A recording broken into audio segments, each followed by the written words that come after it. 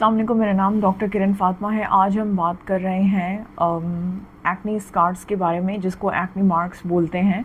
हम आज उन स्कार्स के बारे में बात करेंगे जो कि नॉन टेक्सचरल होते हैं। नॉन टेक्सचरल यानी कि फ्लैट स्कार्स हों, ठीक है, उनका कोई टेक्सचर नहीं हो बल्कि सिर्फ कलरेशन, डिसकलरेशन हो गई हो स्किन की। उसमें फिर आ जाता है उसको हम बोलते हैं post inflammatory hyper pigmentation. Basically क्या होता है कि जब एक्ने होती है तो उसके बाद डिसकलरेशन हो जाती है स्किन की, जिसको हम ब्रॉडली डिवाइड करते हैं, या वो रेड डिसकलरेशन है जिसको पोस्ट इन्फ्लेमेटरी इराइडीमा कहते हैं, और या फिर वो ब्राउन डिसकलरेशन होती है जिसको बोला जाता है पोस्ट इन्फ्लेमेटरी हाइपर पिगमेंटेशन।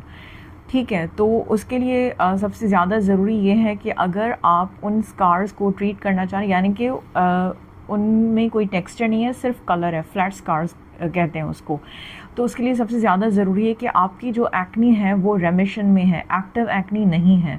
ठीक है, क्योंकि एक्टिव एक्नी होगी तो फिर जो है मार्क्स होंगे, और फिर जब मार्क्स होंगे तो फिर उनको अलग से फिर ट्रीट करना पड़ेगा। तो सबसे इम्पॉर्टेंट है कि आप अपना जो एक्नी का है वो ट्रीटमेंट कराएं, एक्टिव एक्नी नहीं होनी चाहिए। अच्छा, डॉक्टर के पास जाने से पहले वो क्या ट्रीटमेंट्स हैं जो आप घर पे कर सकते हैं ताकि आपके जो एक्नी स्कार्स हैं या एक्नी मार्क्स हैं वो लाइट हों और वो जो है बिल्कुल कम दिखें। तो उनमें पहले नंबर पे आता है एज़ेलिक एसिड।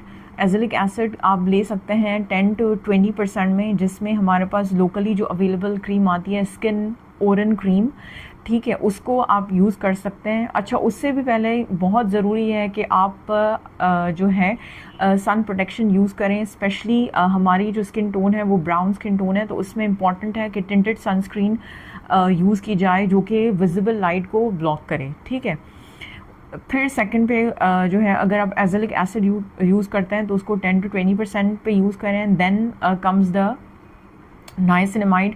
नाइसिनामाइड क्या करता है वो भी आप 10 to 20% पे यूज़ कर सकते हैं, लेकिन सबसे इम्पॉर्टेंट होता है कि वो आप लो परसेंट पे स्टार्ट करें। फॉर एग्जांपल 4 to 5% पे स्टार्ट करें ताकि वो नॉन इरिटेटिंग हो। देन कम्स फिर हमारे पास आता है विटामिन सी। विटामिन सी के लिए इम्पॉर्टेंट है कि आप एल एस्कॉर्बिक एसिड को देखें, जिस प्रोडक्ट में एल एस्कॉर्बिक एसिड हो वो यूज़ करें, उसको भी आप 10 to 20% यूज़ कर सकते हैं। तो ये इम्पॉर्टेंट ओवर द काउंटर जो है मेडिकेशंस हैं जो आप यूज़ कर सकते हैं एट होम।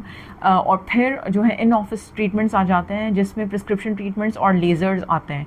ठीक है, तो घर पे आप अगर उसको ट्रीट करना चाह रहे हैं तो ये ऑप्शंस हैं जो आप यूज़ कर सकते हैं। Thank you.